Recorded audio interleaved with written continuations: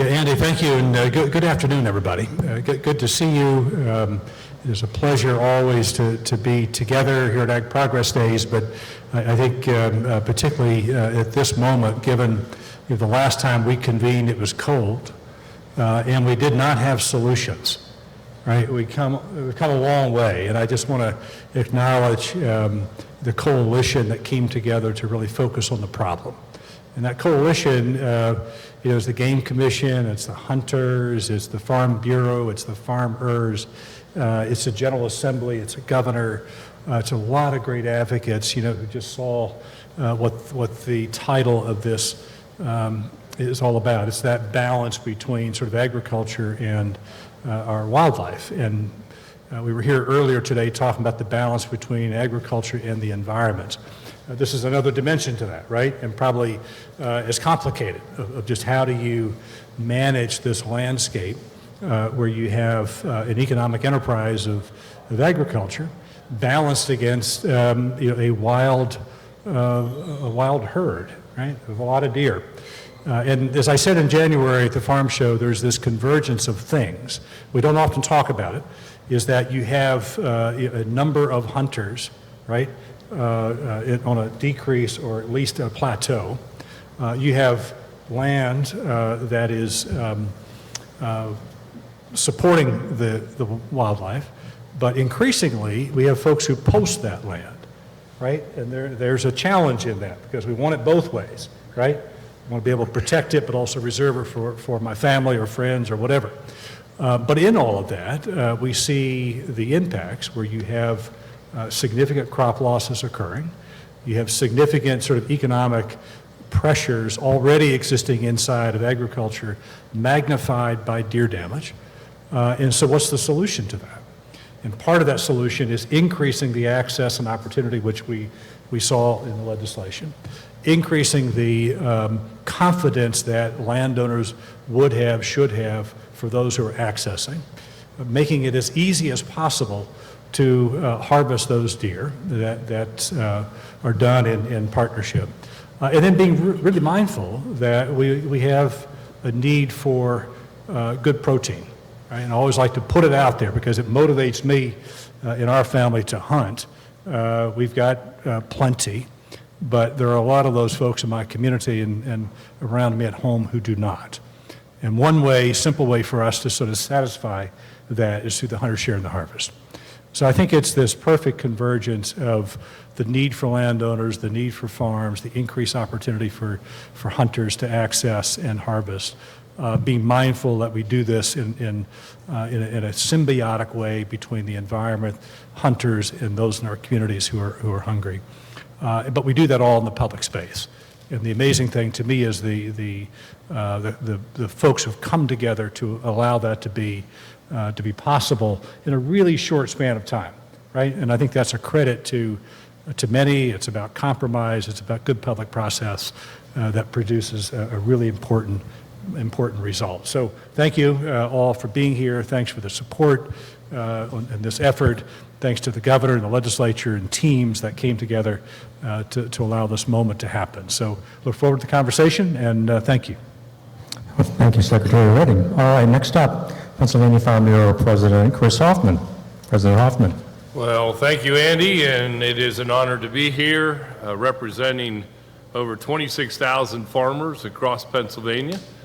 And, as I was driving in here this morning, I was watching a couple of the farmers out there tending the hay and looking at the crops that were out there and looking at some of the newest technology that we have. And we come here and we celebrate, ag progressing, going forward. And then I get to travel around the state and I get to see all those great new seeds, those new hybrids, those new bio crops that don't seem to perform like they do around the fence. And, it's been one of those number one issues since I became president 3 years ago, that wildlife damage was one of the biggest concerns our members had when we would pull them and ask them, right? And so I think about, where we started and where we are today. It's just miraculous to see how we've been able to move forward, how we've been able to come together as a coalition, not only with the Game Commission, with the Secretary and his department, with Hunters Sharing the Harvest, but even the hunting groups as they've come along with this, right? And have shared the same vision, understanding that farmers have needs, and that we have the ability to put our heads together and to really work as a team to solve and come up with solutions. And so when I think about this last 6 months, 8 months since the farm show, the amount of movement and the success that we've been able to see has been just miraculous. It's phenomenal to see what we've been able to do as a team. And I just, first want to say thank you to everyone who has worked really, really hard to be a part of the solution, because I think that's what it is. Are we going to be totally there? Probably not. We got to have more tools, right? We got to have more opportunities. But as we look at where we were just 8 months ago to today, we've got new legislation that was passed that farmers, we were known to be holding up Sunday hunting. It was the Farm Bureau, anyone will tell you that. But we needed a few things too. We needed some trespassing laws that helped with our biosecurity. We needed to make sure we were doing that. We needed to make sure that farmers had different tools, being able to remove the deer from the fields or the bear or whatever, right? And so we worked at trying to make sure that as we move forward, we were able to check the boxes that really needed to be checked. And so for us as a Farm Bureau, we're extremely proud of where we are today with the opportunity. I have been able to spend some time with the Game Commission, and I've really enjoyed the time together because the collaboration is real, right? It is totally different than it was 3 years ago. I'm sure they'll be glad to tell you that. But in going out, and I know Tyler will talk about the new hunting program, but I was able to go along and to go to some of our Farm Bureau members who are really struggling with deer damage, and with them being able to sign up their farm with part of a solution just makes them excited, right? They're just excited about what the opportunities are and how they can help mitigate, and we can get our hunters, those people who rely on to lower the population, to help be part of the solution to what we're trying to do. And so I'm excited about this program. I'm excited about the things we're doing. I know we have probably a lot more tools we've got to work out and put into place, but it is exciting times to see where we are. And I'm excited about this year's deer season because I've seen more buck in fields. Maybe it's because I've been out, but there's a lot of buck out there and a lot of doe. And so it's going to be a phenomenal season, and we're gonna end up being able to eliminate some of the issues that our farmers are having when it comes to wildlife damage. So thanks for the opportunity to be a part of this. Well, thank you, President Hoffman. All right, next up, Executive Director of Hunters Sharing the Harvest, Randy Ferguson. Thank you very much. It's great to be here again for the second of these town halls that we've had this year. I'm really honored to be here among this group of folks that have been working really hard to solve some serious issues for farmers. Just to give you a little bit of background on Hunters Sharing the Harvest, for those of you that aren't aware, we're Pennsylvania's venison donation program. Another thing that a lot of people maybe don't realize is that we're a standalone 501c3 charitable organization. We work so closely with a lot of the folks you see here at this table that sometimes the understanding is that maybe we're an arm of Department of Ag or the Game Commission or something like that. We're not. We're a standalone organization. So to execute our model, which is basically to provide an avenue for hunters to donate deer at no cost to them, So to be able to accomplish that model as a nonprofit, we have to raise funds to be able to support the growth in that type of program. And I'm happy to announce that from year to year, we always seem to be here or around this time of year announcing a new record, and you're going to hear it here first. The 2025-26 or 2024-25 hunting season saw a total of 283,786 pounds of venison donated from a total of 7,794 deer in the state of Pennsylvania. And one of the things that I know Governor Shapiro talks about a lot is wanting Pennsylvania to be first, and I keep trying to reassure him every chance I get to see him that his state is first in the nation when it comes to wild game donation. There's no state in the country that comes close to the kind of numbers we do here in Pennsylvania. And that's something that Pennsylvania hunters should be proud of.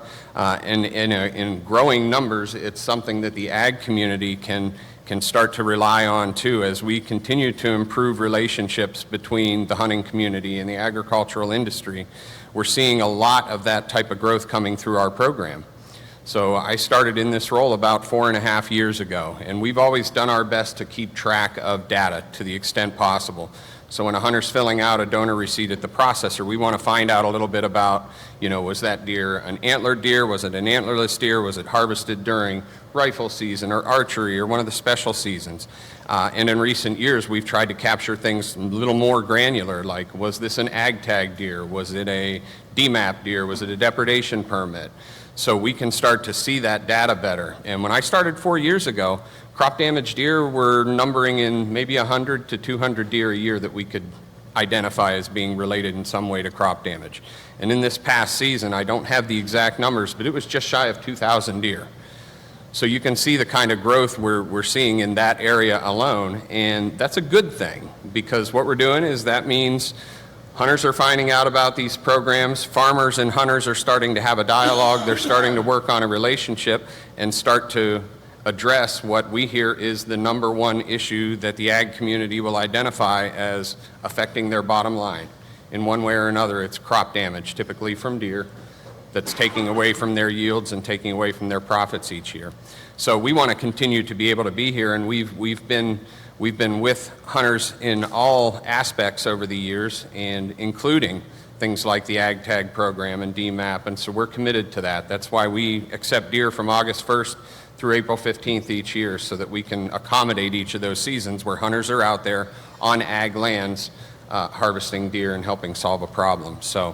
But I'm just happy to be here, happy to once again announce some great numbers, and I'm excited about the fact that we're all continuing this discussion, and especially that HSH is getting an opportunity to really reach out to the ag community and sort of let you know what we're about and what we're doing here, because traditionally we haven't so much had that conversation as we've been having in the last few years. So thank you very much.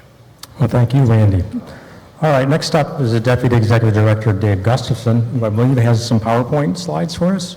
I do. Thanks, Andy. And what a great day it is to be here representing the Game Commission on behalf of Director Steve Smith at Ag Progress Days to talk about all the progress that we have made, indeed, right? You've heard these gentlemen already talk about progress.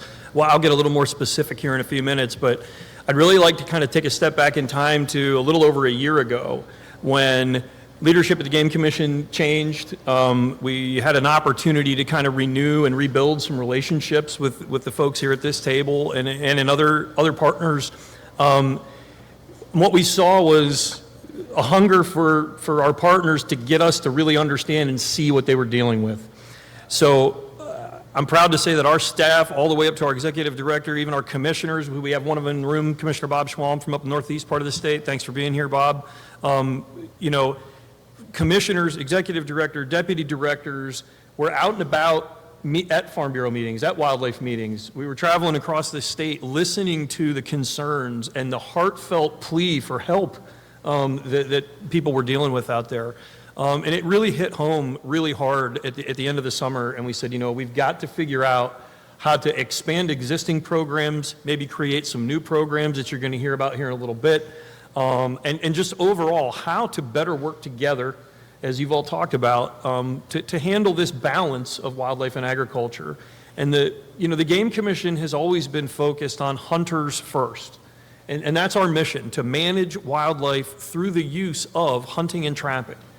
And what an awesome opportunity to use the greatest hunting tradition state in the country to help achieve those goals of managing wildlife in balance with everybody else's concerns across the agricultural community. So just super excited, that first town hall we did in January, we started talking about these things. In February, we had another conversation, and it continued, and we were all saying the same things to the right people. And I think maybe this is the first time in a long time that that's happened. We all had the same message to the legislators to get them to get us some help. So without any more discussion of opening comments, I'll jump into a few things specifically that have happened, here just in the past year. And really, in earnest, in the last 8 months, like you said, Chris, and I think it's important to understand just what is the Game Commission's mission. And again, we are charged with managing over 480 different species of birds and mammals in the state of Pennsylvania, not just the ones we shoot, but all the other ones too. So it's a big responsibility, but one of our biggest areas of focus is using hunters and trappers to manage wildlife populations. And in fact, by law, that is our responsibility. And it's not just about us, it's about the future generations too. It's about the future generation of hunters and sportsmen that so many of our commissioners and staff believe so much in, but it's about the future generations of farmers and how they're going to be able to manage their land and their farms and hand them down in a good condition to the next generation. So when we look at some of the huge accomplishments that we've had just in this past year, and I can't read that one, so I probably got to turn this way, the prohibition on Sunday hunting. And I think maybe some folks don't even understand really how impactful that might be. But what this does is it allows our board of commissioners to now set seasons and bag limits for wildlife without regard to a limitation of an arbitrary day of the week. We can allow people to get out and enjoy hunting when they have the opportunity to do so. But it also held steadfast to a few things that Chris mentioned. Making sure we strengthen trespass penalties, because we want people to have the confidence in who's coming on their properties and when they're allowed to be there and when they're not allowed to be there. So it did that. It increased trespassing fines. It requires written permission to be on private lands on Sundays. One other thing it did also was it codified in the law that the use of deer urine is a permissible thing that won't then be regulated by the Game Commission. There was also another law that got passed just before Sunday hunting even. It was Senate Bill 518, I believe, introduced by Senator Rothman, that became Act 26 of 2025. And that was really to help provide more crop damage solutions.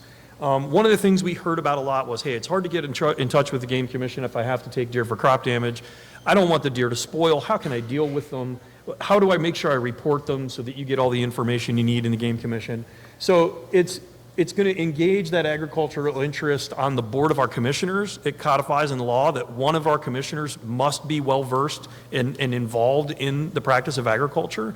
And we have a proud farmer, Alan DeMarco, from up in Lycoming County, on our board right now.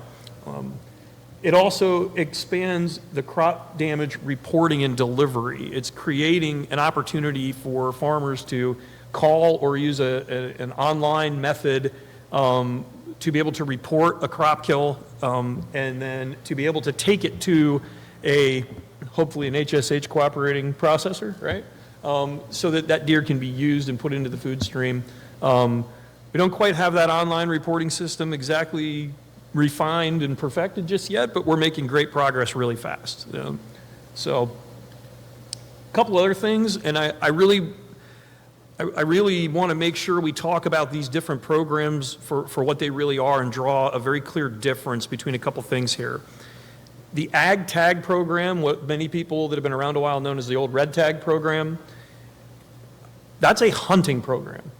That is where farmers can enlist the help of licensed hunters to come out and take additional deer off their farms. We streamlined that. We added a tremendous number of days. It used to be that Ag Tag program only allowed for a small window in the late summer and then a window in the spring. We opened that up and said, you know what? We have these problems on these places. We need to get these deer issues dealt with.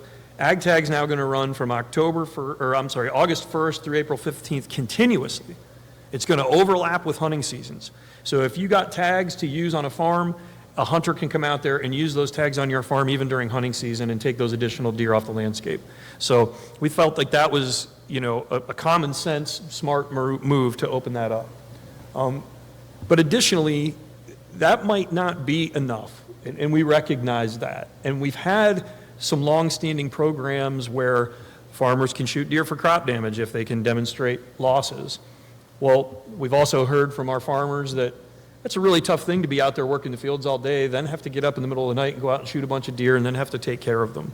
So we have the agricultural depredation permit, where a farmer can apply for a permit and get others to act in his capacity, essentially, under the crop damage laws to be able to take additional wildlife for crop damage. We've streamlined those permitting processes both for ag tag now and for the crop damage program. We've removed requirements for producing a deed. You simply have to, by your signature, when you apply, you're certifying that you have the authority to do so. So we're trying to make it easier while still not lose the integrity of the program. We still want ag tag to be first in line. We want our hunters to be the first thing that farmers think of when they need help. Let me enlist hunters. And on that, the next phase is a new program that we've stood up, and I don't know if any of you know how state government works, but not much happens in 6 months. So from our last time we got together as a group in January, this genesis of this idea of a certified hunter program came about, and proud to say, with Tyler's leadership helping run the program, we had certified hunters on August 1st out there on farms helping farmers deal with crop damage issues. So I'm going to let Tyler run with this and talk about a new program that we're piloting this year that was just stood up. Tyler Strohacker, the floor is obviously yours. Excellent. Thanks, Andy. Thanks, Dave. Hey, happy to be here at Ag Progress Days. It's a great day and honored to be up here and part of this panel. I'm going to jump into the Certified Hunter Program, but before I do that, I think it's important, just listening to the four gentlemen speak, I just constantly hear partnership and communication, and this program wouldn't exist without that. There's been a lot of thought and just groundwork laid through really the conduit of our agencies working together, which is able to get this program up and running. And it really can be a beautiful thing when everybody works together for a common goal and a solution. And I think that's what we're working for here for the Certified Hunter Program. So we, as Dave mentioned, we kicked this pilot program off. We're able to start it on August 1st. And really what it is, at its core, it's a program designed to connect hunters with landowners that are experiencing agricultural deer damage issues at its core. Our ag tag program is great. It solves a lot of needs, but there's also some gaps that we identified that we thought, hey, how can we better facilitate that partnership between hunters that are not only willing to hunt a farm, but maybe harvest multiple antlerless deer and continue to hunt a farm year-round, to landowners that truly have an extreme need, not just a need for a couple hunters per year, but maybe a crisis level amount of deer damage happening to their crops. And we noticed we didn't have a great medium to facilitate that partnership between the hunters and the farmers. So through that, we started talking with the Farm Bureau and our agricultural producers and say, what would you want a program to look like? And what would you need to allow hunters back on your land? And then we spoke to hunters, particularly hunters that were involved in our ag tag program and hunters that like to harvest multiple deer. And we said, hey, what could be enhanced with our current programming? How could we get you a field more to harvest more deer? And through that, we identified a few barriers, but permission being one is how do we get these hunters permission through a program to access this land? And then there were some barriers on the Game Commission side, right? How do we get the right tags to a hunter where finding the tags and getting the permission and the coupons from ag tag isn't a major barrier before they can get a field? So fortunately, we've had some great framework laid out for a new hunter access program at the Game Commission that we were able to tap into and utilize some technology where we have an entire program where hunters can go on and see these certified lands that the agricultural producers have already went over their parcel information for. They can access it, reserve it. The farmer knows who's on their land. The hunter knows where they're to be, and the regulations laid forth by the landowner. So kind of the requirements and expectations. So when we spoke with hunters and we said, hey, what would you need to be a field more, and what are the common barriers? And those hunters said, well, we need a better mapping tool, something that we can see in real time and where to hunt and understand how to connect with those landowners on a whim. And then the landowners said, hey, we don't want just maybe Johnny Public out on our land with no vetting source. So how could we create a vetting process to where the landowner feels comfortable, to give that responsibility to a hunter to show up at 5 a.m. and pull in, park by their barn, and go out and hunt on their land. So we sat down with landowners, and any landowner that's in this program, we visited their farm, and we've looked over, hey, what does your parcel data show? Where's your deer problems? Where do you want these folks to park?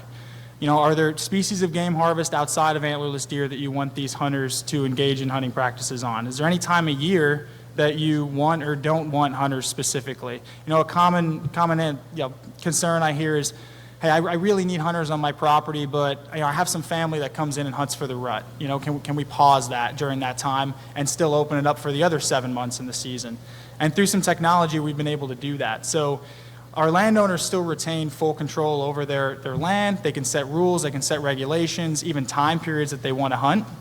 And for the hunters, it's great because after their certification process, they're able to access all of these lands. We remove some barriers from a tagging perspective and how they access. So they're getting an 8.5-month season to hunt some of the most game-rich properties our state has to offer. So it's really been a win-win in that regard. Our hunters on the front end, from their vetting procedure, they have to meet 3 prerequisites. It's a background check, a game law check, and we actually check how long they've been hunting. For the last 5 years, they have to have a hunting license. We send them a 100-question exam.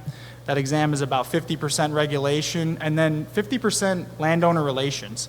We try to talk with farmers, hey, what are the common complaints or things that, that hunters have done on your property maybe, or accidents that have happened that we could mitigate on the front end? And that's what those other 50 questions are really baked into. Some of these hunters haven't had the opportunity to maybe be on a farm or hunt a farm prior to this. They might be hunting game lands their whole life. So what are some things that we can kind of upskill them on before they get on your farm? So a passing score for that's an 85%. And then they actually have to come out to a shooting range and demonstrate that they can shoot both safely and effectively. So we have a rifle component, an archery component, and a shotgun component that they can become certified. And then and only in that point would they be able to access your land that's enrolled in the Certified Hunter Program. So just want to throw the timeline up there. As we mentioned, we, this was an idea that we really began to run with in March. So I'm proud of where we're at to this point. We've had hunters out and be very successful this past weekend. I'm getting calls from farmers and hunters literally every day telling me about the hunters are very excited that their freezer's full here in August, and the farmers are very happy to hear shooting and harvesting taking place on their land here so early. So the early returns are great. We're piloting here in the Southwest region exclusively for 2025.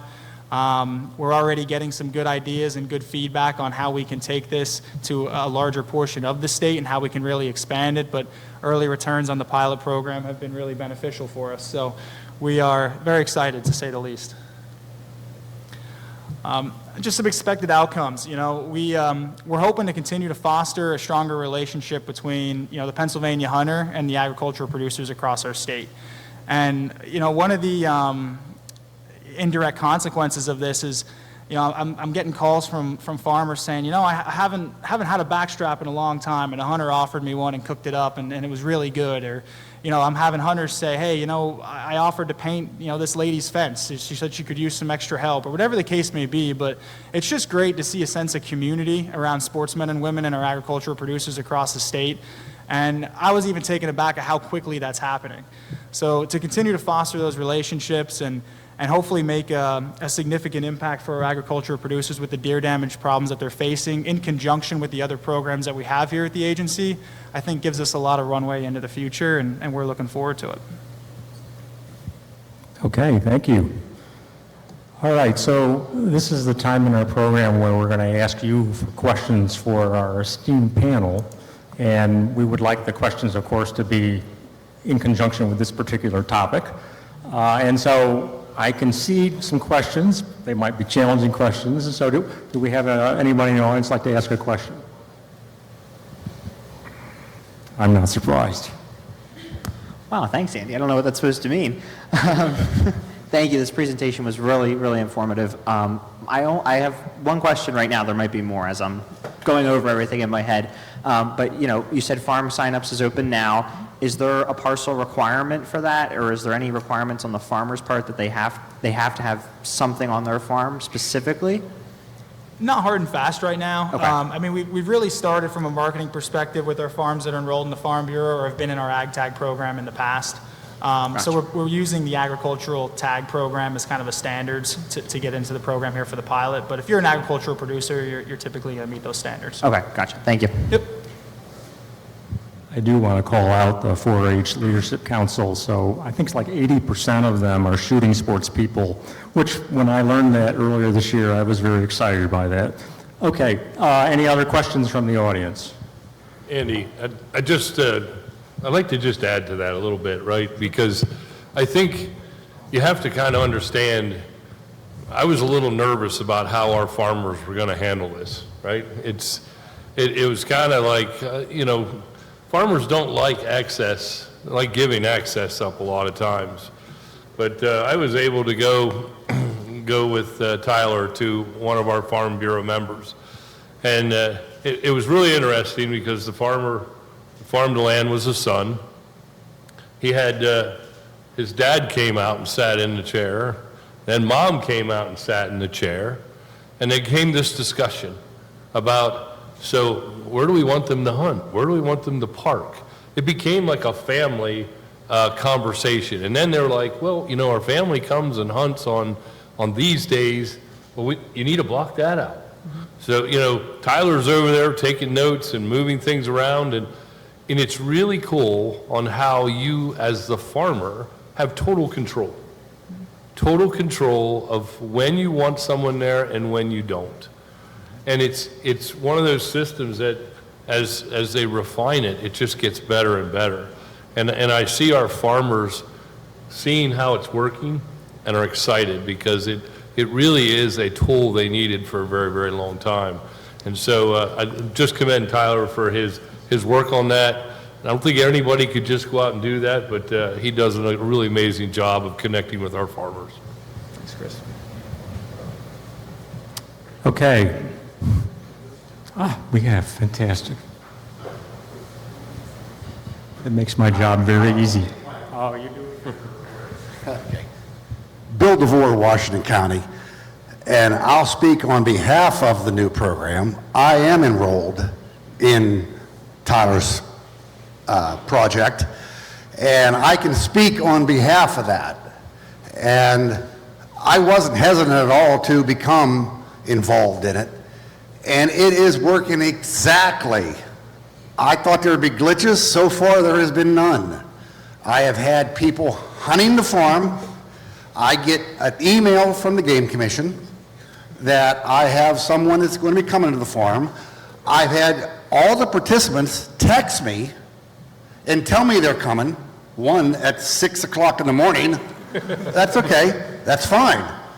And of those hunters, I've met 2 of them, become good friends with them, and everything has worked out perfect. And now those hunters not only have permission through the Certified Hunters Program to hunt my farm, they have permission to hunt my farm anytime because they are upstanding hunters that I can tell. They park where they are supposed to, and I've given them additional permission. So far, the program has worked out fantastic. So far. Thanks, Bill. Appreciate it. Thank you. You can pay him later. Okay, we got a comment in the back here. All right, great.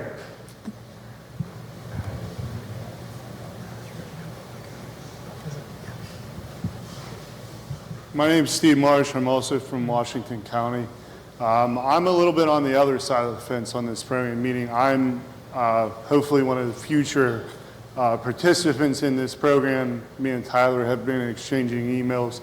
For the leadership in this room, looking from being a hunter, I just moved into Washington County. I had no idea where to go. This is a great program. We need to keep this going for the sports side of it, for the hunters. I spoke with a couple members of the Game Commission down here at our booth at Kubota about this. So appreciate the communication, Tyler. You've been great here. Looking forward to the program. But one suggestion I have from this side of the fence, not being from the ag side, is a little bit from the marketing end. When I was looking into this program, I understand it's just getting started. But if you can just get some generalisms out there to the public, how many farms are enrolled, not necessarily addresses, property lines, that kind of stuff, it might generate some more interest in the area. I'm in touch with that community very heavily in that area. The more I ask, the more faces I get, what the heck are you talking about?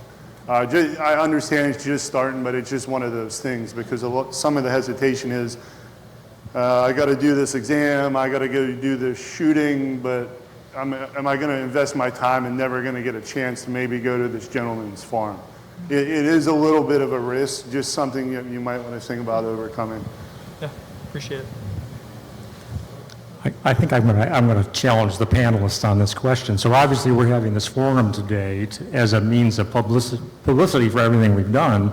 What more do we need to do to connect with the agricultural community and with the hunting and outdoor community? What are your ideas on that? I'll jump in with one right away.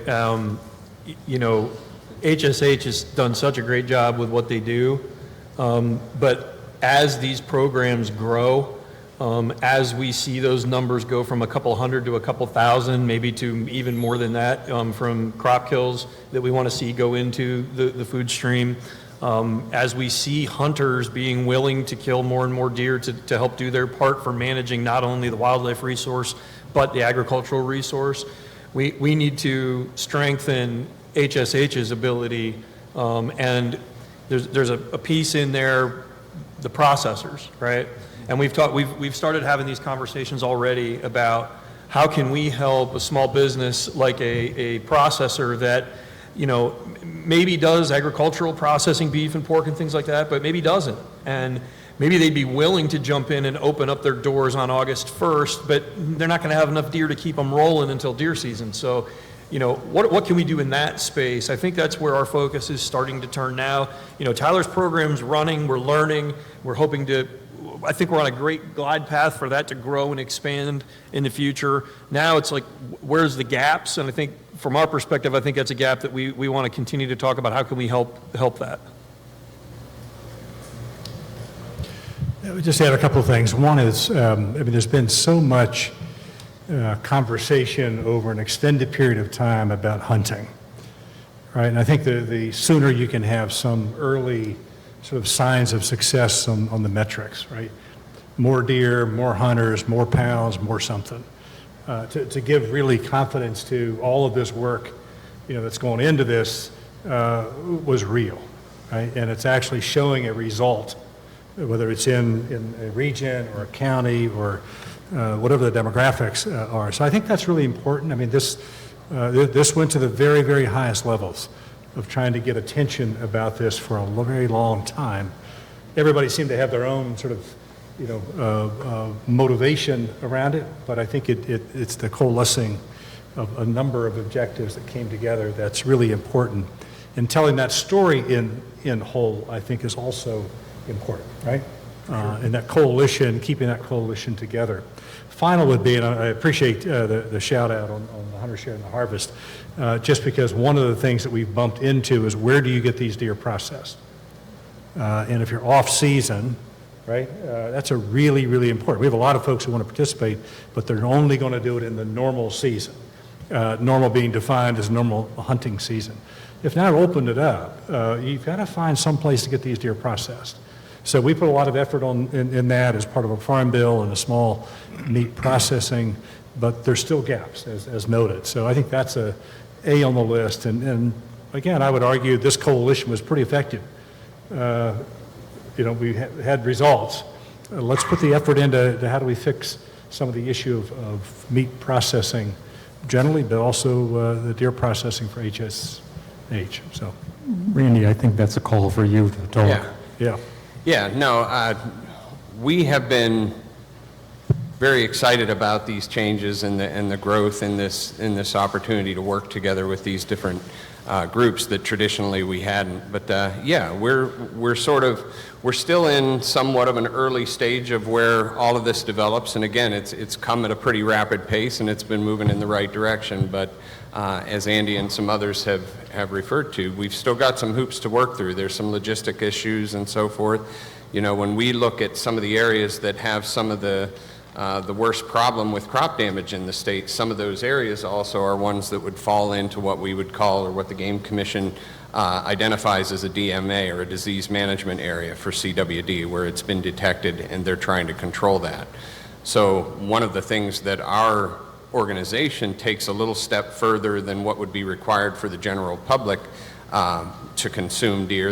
You're allowed to consume a deer that you harvested within a DMA. You're not absolutely required to have it tested, and even if it tests positive, correct me if I'm wrong, but that you're not prohibited from eating that meat as an individual harvesting that meat for yourself. For our program, because of the fact that we sort of look at ourselves as serving a little bit higher demand because of the fact that we're providing a food source to the charitable food industry. So in other words, this is a group of people who are receiving this protein, and they're not sort of making a consumer decision like you and I would make standing at a grocery store deciding whether we want to buy something or not.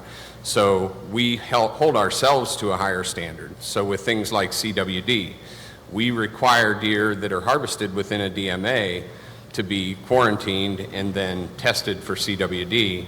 And when a negative test result comes back, that's when it can be released into the food system. So this is another area that we still need to work toward, and it folds into a lot of different things like CWD testing and turnaround times and different options for testing that may be in the pipeline down the road and so forth, and access to the information. There's a communication vehicle that has to happen there too between the hunter and the processor to report those test results and things. So there are things like that we really haven't had an opportunity to really dig into yet. But for our program, those are the type of things that we look at as some more things we need to look at as a group and address and find some solutions to. I think to answer the question about how do we get the word out, if you haven't walked up and down the street here, you notice farmers really like to talk. There's a lot of talking going on. From the Farm Bureau side, we've been in a holding pattern because we want to make sure that before we go out and really publicize it, and we've done some things together that are really, really cool, and I can't wait to talk about it, right? But it's about getting the bugs worked out, right? Getting things to a place where we don't end up with a farmer who's upset, right? That's not a good way to start. So as soon as we feel comfortable that we're all in agreement that we're ready to roll, we're going to unleash our farmers. We'll have Will, our communication director, he'll start out, and we're going to get the word out. You're going to need to hire about 6 or 7 more Tylers because you're going to need them, because our farmers who know about this are really, really excited about the opportunity to be able to help mitigate that problem. So I think give us a little time.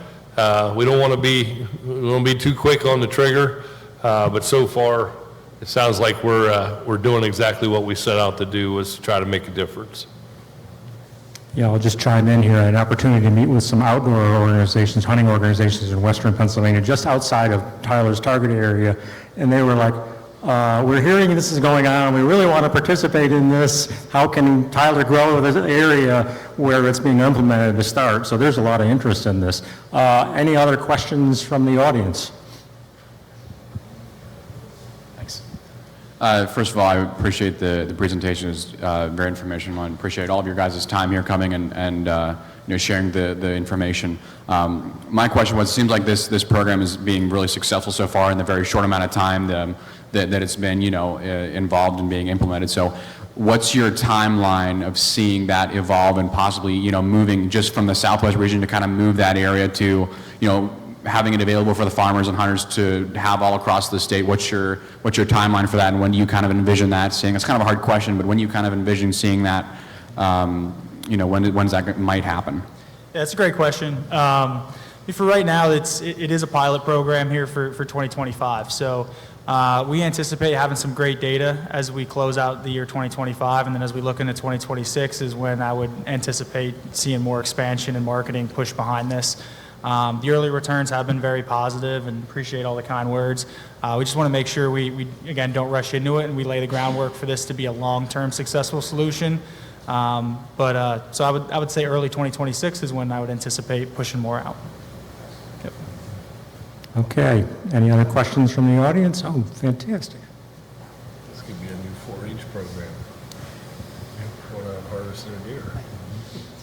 Being that this is just a pilot program yet, has there been any exploration into like sort of capping the amount of hunter participants in the CHP program, or like so you don't have certain properties booked out like years in advance like some vacation places, or is that just a non-issue at this point in the project yet? You must be a hunter. It's a great question.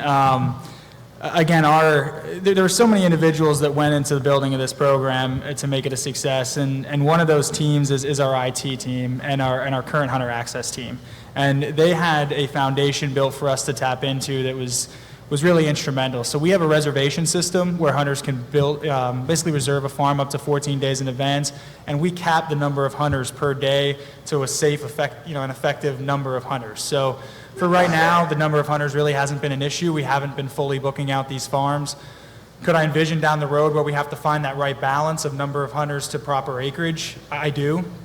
And that's kind of the beauty of the pilot. After 6 months, we'll see, did we have enough hunters? Do we need more hunters in this area? Less, whatever the case may be. How did our reservation system function? But we're really trying to strike the balance of enough pressure and harvest on these farms, but also keep the success rate for our hunters high when they reserve that farm.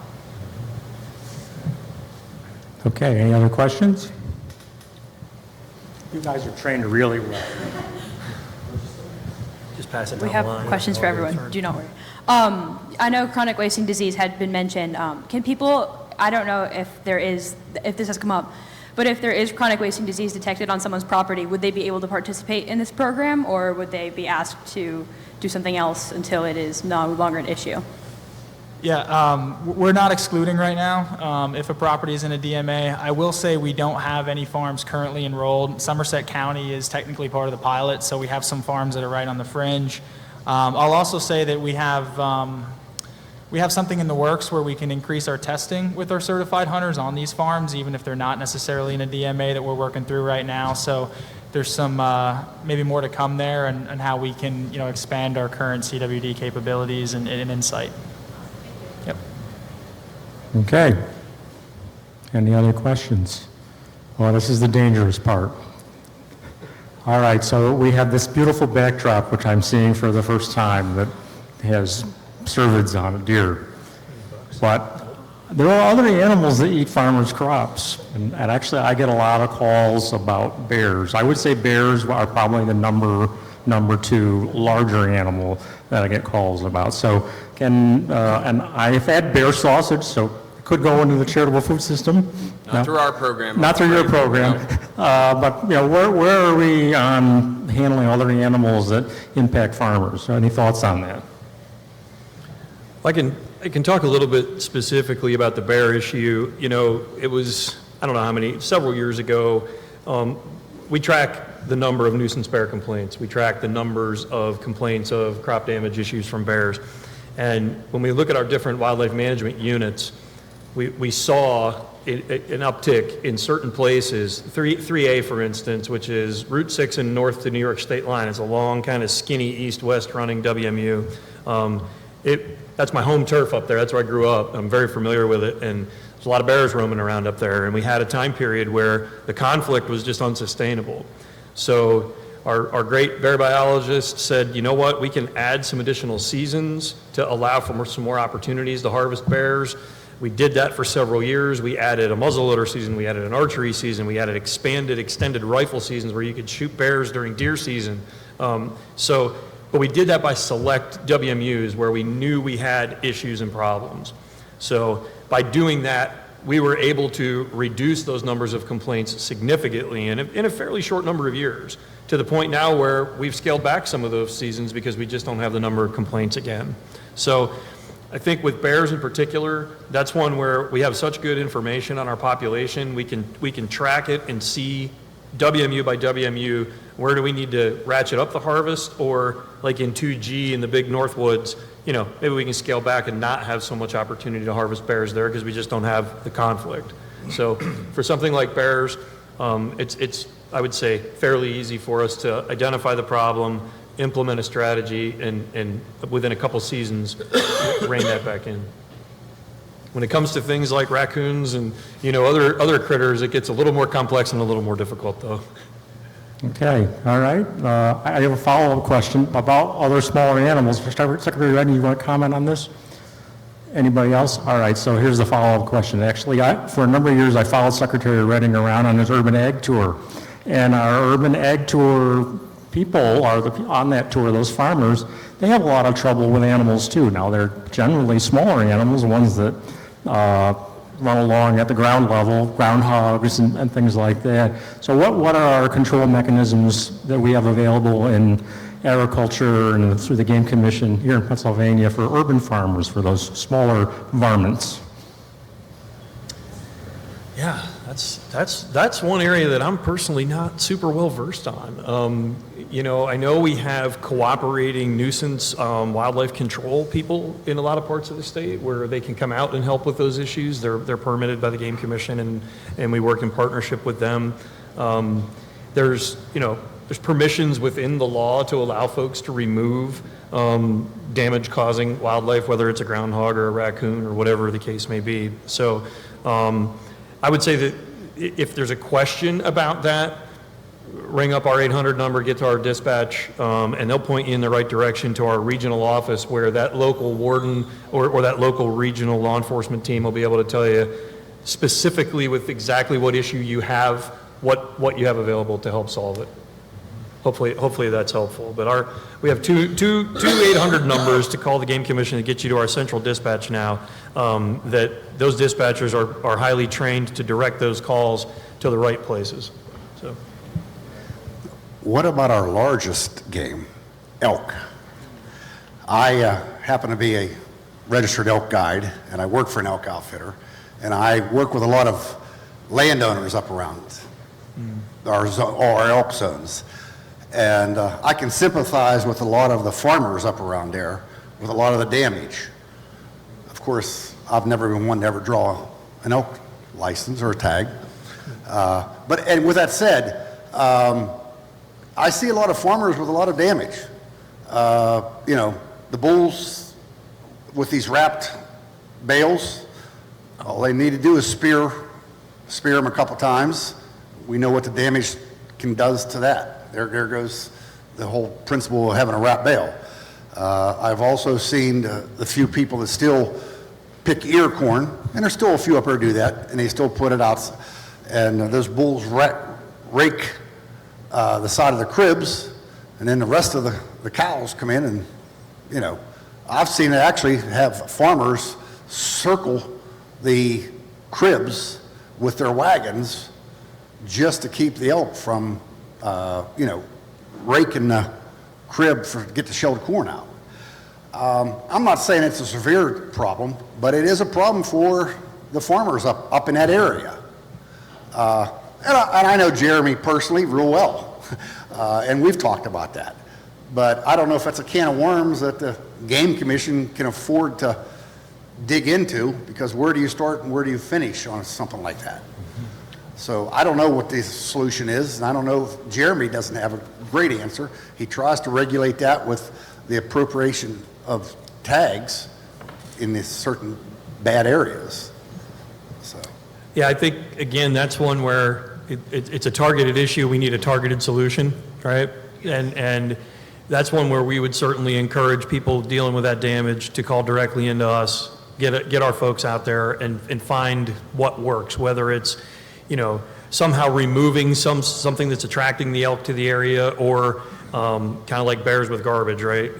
But with elk, probably not feasible when you got big cornfields and wrap bales and things like that. So I think each one of those situations is going to be unique enough that it's going to take a specific solution. We actually have our Deputy Executive Director of Field Operations, who's our former North Central Region Director, and we have our North Central Region Director here in the room today as well. So the fact that you brought that question up and we're getting it out in the open, it gives us something to work towards and pay attention to and try to work to better solutions. So I appreciate the question and the comment, and I appreciate the recognition that it's not an easy something to fix, right? Thank you. Secretary Reddy, you have a comment? Yeah, I didn't sense it at the time, but I'm curious that all of the deer behind us are doe. Right, are there restrictions in terms of the certified program to doe, or is that a farmer or landowner restriction? Yeah, it's a good question. So the Certified Hunter Program is primarily targeting antlerless deer through that. Now, that being said, when we sit down with a landowner, if they are willing to allow the hunting of buck on their property, which I would say about 80% of the properties enrolled are doing that. So they would have to utilize their antler buck tag, but yes, they could harvest a buck and just use their antler tag on that property. Yep. But just to be clear, if it's happening during the ag tag season, it's antlerless only. Yes. In the ag tag season. Correct. Okay, so we have 5 minutes left, and so I'd like to invite our panelists to each give us just a closing comment, and we'll start, of course, with Secretary Reddy. Well, I think first of all, a note of thanks. I mean, I think this conversation and just general engagement and sincere sort of interest in solving the problem has been noticed and valued very much.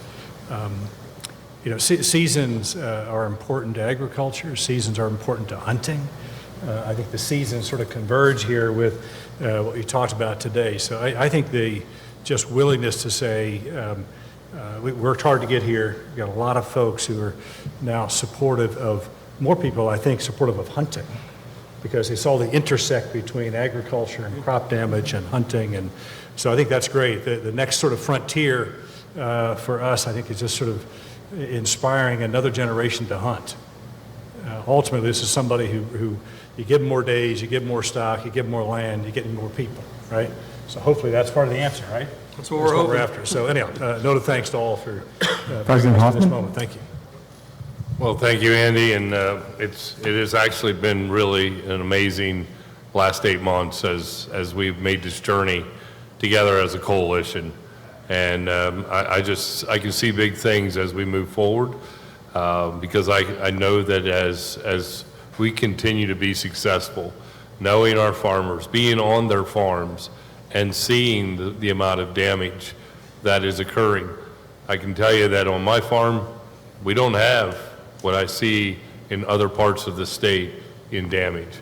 And so not all places will need to have these types of programs, but when there is counties and areas that need it, we need to have the tools to handle it. And so I just know that if we continue to work together, we'll continue to solve the problems, put more money back in our farmers' pockets, because when they plant that crop, they have an investment. And that investment needs to come back in some type of economic return if we want our farmers to be successful. So my last comment would be is, since the 4-H have a shooting program, we should just enroll them right into the Master Hunter program, and we're going to get new hunters into our program, so that the next generation is sitting right here. Sounds like a plan. That's a great comment. Randy? Yeah, I just want to echo what everybody has said so far. I mean, we're very excited about this partnership, and we kind of, at Hunter Sharing the Harvest, we kind of see ourselves as sort of a bridge or a conduit that kind of helps this whole function happen. We're helping to facilitate the process, and what I have to keep going back to is just this fact that when we look at people for the opportunity to engage with this type of program, and with our program in specific, what I like to keep driving home is this notion of hunting as social service. You don't hear that very often when it comes to talk about the hunting community. That's another opportunity where this whole thing becomes kind of a bridge, because now we're talking about hunters not only helping solve a problem for hunters, but also help manage the statewide deer herd, which is the Game Commission's priority. but then to also be performing a social service that's just something that's not typically associated with the hunting community, but it's so immense you can't even imagine. We look at the 284,000 pounds that were donated just last year in Pennsylvania alone, and over these last few years I've become friends with a lot of people in a lot of other states that have similar programs. There's about 38 states in the country now that have some form of wild game donation program, and they're all facing similar issues. Everybody's facing crop damage issues. It doesn't matter whether you're in the South or the Midwest or the East or the West Coast. It's an issue. And the numbers are staggering. We're talking about millions and millions of pounds of not only venison, but other forms of wild game across the country that are feeding people in local communities. And that's the hunting community doing that. And that's typically also in some form of conjunction with their ag community and improving relations, because it's such an important topic. So to me, we're very, very excited to be here, but it's one of those times in an organization's history and a state's history where we're forging a lot of new ground at a very rapid pace. So it's exciting. It can be a little scary exciting sometimes is the way I describe it. But it's all moving in the right direction, and we're just glad to be a part of it and looking forward to continued discussions. And Dave? And I get to go last. I don't know if it's a good thing, but one of the themes that I keep hearing about is values. You know, we have hunters that value wildlife, and they certainly value how they're going to use the tags they get to put in their pocket. We've got farmers that value their crops. We've got folks in need that value where their next meal's coming from. And I think pulling this all together, once we started really valuing each other and valuing and understanding the needs of all the other people that were parts of what we're doing today, I think it lifts everything up. I mean, you look at the value of a farmer engaging with a hunter. If that hunter understands what that farmer needs and they can value each other's own needs separate from their own, everything works then. So I'm really proud, you know, of where we've all come from and where we're at today, and I'm really excited about where we're going to be in a couple years from now. Tyler, you want to have one last word here? Sign more people up? Yeah, go to Game Commission website, certified hunter. No, I just close with, you know, similar to Dave, I'm hearing just so much community, and that's one of the blessings I've had is being able to be on these farms and talk with these hunters, and you know, a community of hunters that's now engaging with agriculture producers that they may have not understood fully, you know, those two groups. And then we have the ability to donate to our community through HSH. And then we look up here with this coalition of different agencies all working together. It fosters a great community, and proud to be part of it. Well, that's tremendous. I really want to thank the panelists. Let's all give them a round of applause.